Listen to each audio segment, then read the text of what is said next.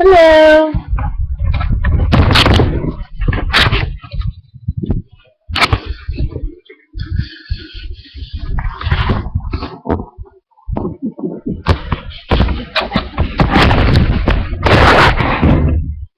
Hi, my name is Sydney Logan, and this is my speech of persuasion. Imagine being woken up at 3 a.m. to see two strangers standing over you with armed weapons. Would you want to be able to protect your family, yourself? According to AmericanGunFacts.com, every year guns are used over 80 times more often to protect a life than to take one. Today I'm going to talk to you about why we should protect our Second Amendment rights, why guns aren't the problem, and what really needs to be examined.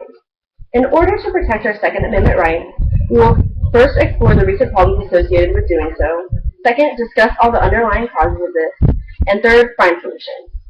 There are many problems associated with protecting our Second Amendment rights.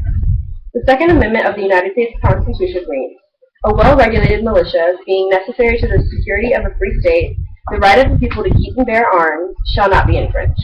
I am referring to the part that reads, "the right of the people to keep and bear arms" in this speech.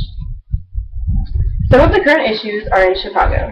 There was a unanimous vote to approve a new assault weapons ban in the city, as well as partial penalties for gun violations committed in safe passage school zones.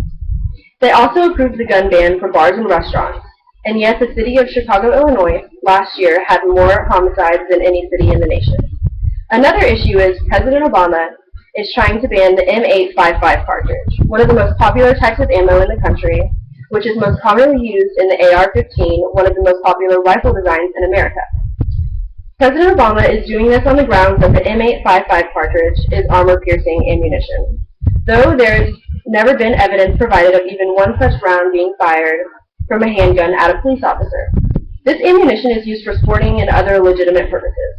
The Law Enforcement Officers Protection Act recognized that most bullets can penetrate soft body armor, and that the law therefore ensured that ammunition would not be banned under the law if it's primarily intended to be used for sporting purposes. Our Second Amendment rights are being threatened by a section of our population that believes our guns should be taken away, better known as gun control advocates.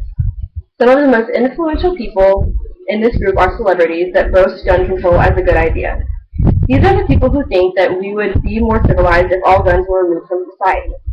In actuality, according to AmericanGunFacts.com, nations with strict gun control laws have substantially higher murder rates than those who do not in general. In fact, the 9 European nations with the lowest gun ownership rate have a combined murder rate that is 3 times that of the 9 European nations with the highest gun ownership rate. The people in America stand up and shout when a tragedy such as Sandy Hook takes place in America. The public is quick to blame the gun and not the holder of the instrument. Mental illness causes people to react in extreme ways like nothing else in society today. People blame violence in America on guns. Guns aren't the issue, but actually a distraction to the real underlying problems of violence in America. Most violence is family-related. In other words, a direct link between the killer and the victim is known. Additionally, crimes for drugs and or money occur all over America. So many guns exist in society today, limiting gun rights is not the answer to violence. The bad guys will always find a way around the law. Another important issue arises because no reasonable society can exist when you are attempting to change the core of rural America. So many individuals use guns to hunt and feed their families to this day. No gun control can stop a mental ill patient, a drug addict needing their fix, or a family member that is determined to take another's life from finding a way to conduct these crimes. At the heart of the issue is the need for a society with empathy for the mass shootings, but it's also a society that understands incidents happen every day in which individuals choose to use guns with horrible consequences. On the federal level, we need to elect officials that believe fully in our Second Amendment rights. We don't talk enough about mental illness and getting help on a broad level.